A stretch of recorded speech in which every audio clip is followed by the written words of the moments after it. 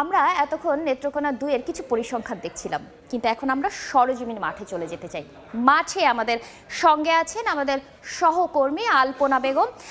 আলপনা, আপনি আমাদেরকে একটু জানাবেন যে আপনার এই যে আসনটিতে এখানে ভোটাররা আসলে কি প্রত্যাশা করছেন প্রার্থীদের কাছ থেকে?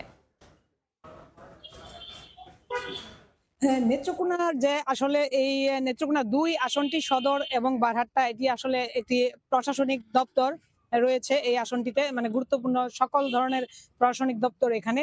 তো কার্যতই এটি একটি গুরুত্বপূর্ণ আসন নেত্রকোনা জেলার জন্য, এবং এখানকার যে সকল ধরনের, যেমন বিশ্ববিদ্যালয়, এই স্বাস্থ্যসেবা, সবকিছু এই জেলা সদরকে ঘিরে।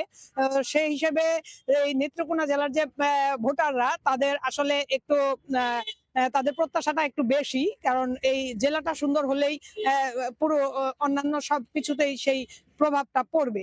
এই জন্য তারা চান আসলে যে এই জেলার যে স্বাস্থ্য খাত এবং স্বাস্থ্য ব্যবস্থাকে ঢেলে সাজানোর, যে স্বাস্থ্য ব্যবস্থা এখনো পিছিয়ে আছে, এবং পাশাপাশি যে শিক্ষা ব্যবস্থা, এখানে একটি বিশ্ববিদ্যালয়, পাবলিক বিশ্ববিদ্যালয় স্থাপিত হলেও সেটি এখনো পূর্ণাঙ্গ হয়নি এবং পূর্ণাঙ্গ তার রূপ পায়নি। মানে এখনো অস্থায়ী ক্যাম্পাসে তাদের পাঠদান চলছে। এরকম ধরনের নানা সমস্যায় আসলে জর্জরিত এই নেত্রকোনা সদর ২ আসনটি। ১৯টি ইউনিয়ন নিয়ে এই আসনটি গঠিত।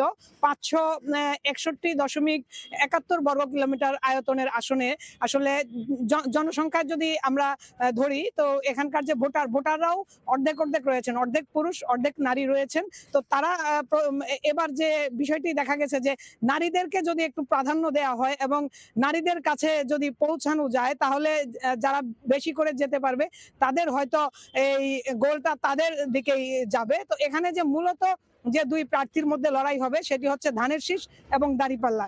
ধানের শীষে রয়েছেন ডাক্তার আনোয়ারুল হক এবং দাঁড়িপাল্লায় রয়েছেন এনামুল হক। তো নেত্রকোনা জেলার যে ২ আসন থেকে এই ছিল আমার কাছে সর্বশেষ। ধন্যবাদ আলপনা। আমরা আমরা জানছিলাম যে আসলে আমরা আমাদের সহকর্মী আলপনার কাছ থেকে শুনছিলাম যে আসলে নির্বাচনী প্রতিদ্বন্দ্বিতা আসলে কার কার মধ্যে হবে। আসলে নির্বাচনের মাঠে যে ভোটাররা রয়েছেন তাদের কাছ থেকেই জানা যায় আসলে কি ধরনের প্রতিদ্বন্দ্বিতা, কার সঙ্গে প্রতিদ্বন্দ্বিতা, তারা কাদেরকে পছন্দ করছেন সেই বিষয়গুলো। তো নেত্রকোনা ২ আসনের এই ছিল সর্বশেষ খবর। দেখছেন নির্বাচনের সময়, সঙ্গেই থাকুন।